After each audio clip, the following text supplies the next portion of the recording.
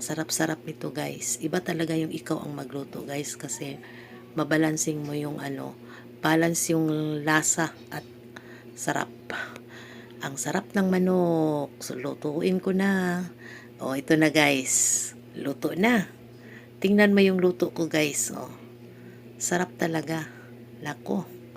Malaki ang niya guys, manok guys. Mataba. Mataba yung bili ko kanina. Bagong-bagong manok ito. O, tingnan mo. Malutong o maano yung kumbaga, yung mga buto-buto niya, na siya, madali nang kainin.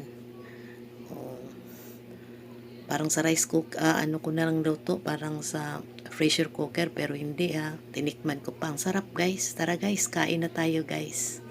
Lutong bahay lang ito guys, simple na luto. Pero masarap. Thank you for watching. I love you all.